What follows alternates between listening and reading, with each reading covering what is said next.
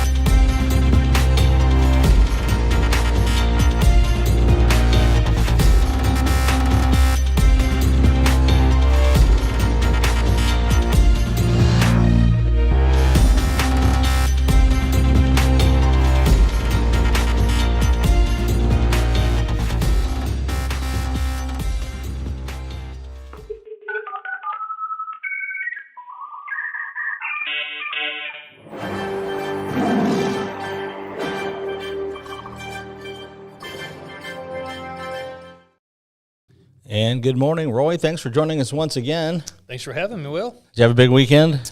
No, pretty quiet, actually. That's nice.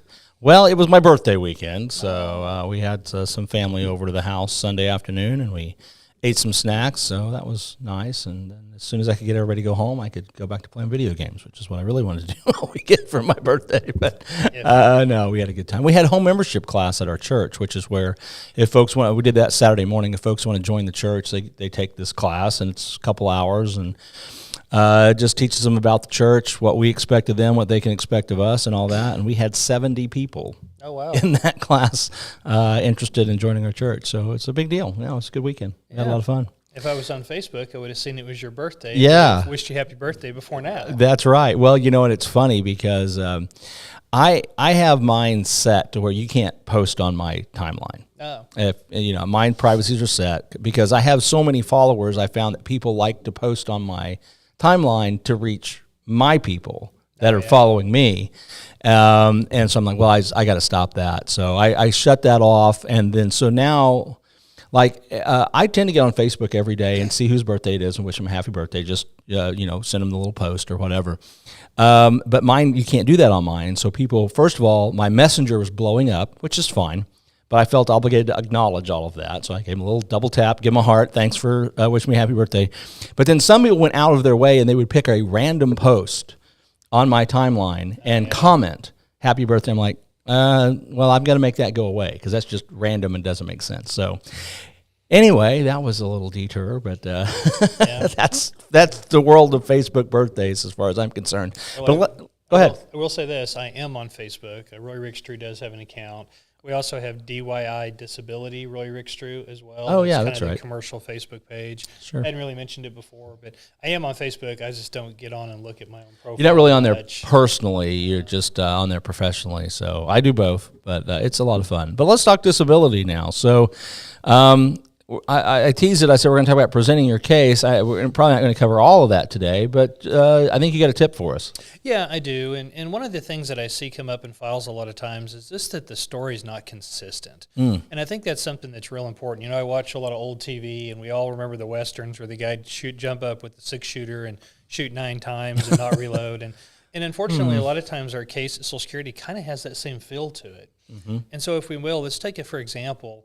If you've got a hip condition that prevents you from setting for a long period of time, we would expect in the hearing that you're going to get up and move around. Oh, yeah, good point. Direct evidence right there. Yeah, exactly. And, the judge is not a trained medical professional. They're not supposed to make medical diagnoses in the middle of the hearing, but we would notice. In fact, a lot of times in the hearing, the judges have the clocks put in a place where the claimant can't see them, just, I guess, so that the claimant can't watch and think every 10 minutes they need to get up and stretch. But as a judge and as a representative, or as a representative and the judge, we notice those things. Sure. No, that makes perfect sense. So your behavior should match your story, I guess. It should. It should. And there's lots of things, that we see. If you have a hard time getting around, for example, walking any distance, well, then logically we would expect to see a handicap placard. Yeah, absolutely. So just begs to mind, particularly in the hip condition, can't sit for a long time scenario and being in the hearing, what about just the fact that I'm polite and I don't want to interrupt? I mean, is that, it's like, I'm uncomfortable, my hip hurts, but golly, I'm in this official setting and I don't really want to interrupt the judge, so I'm just going to tough it out. I mean, is that? Yeah, I tell my clients all the time, we're going to color outside the lines when we approach this. And that's really the way that I handle a lot of these things.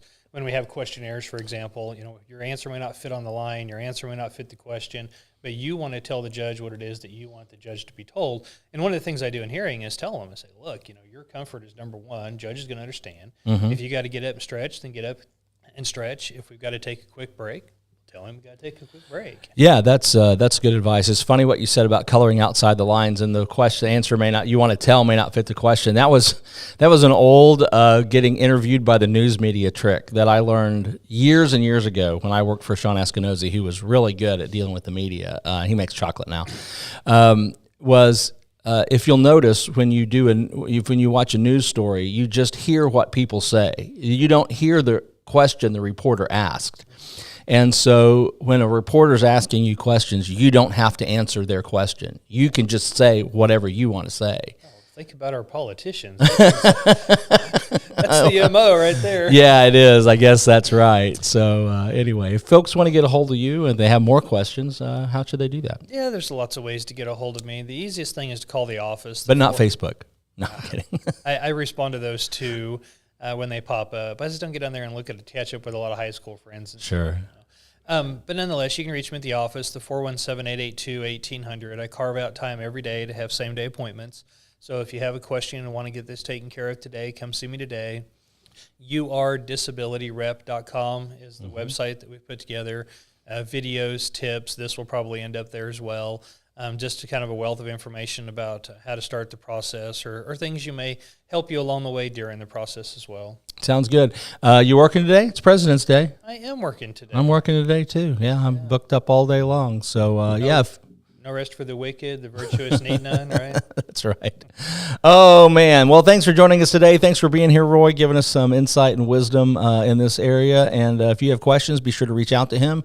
I think, stay tuned, Rodney Buchanan should be in here for his little show here in just a few minutes. So keep watching K-ROG. We'll be back soon.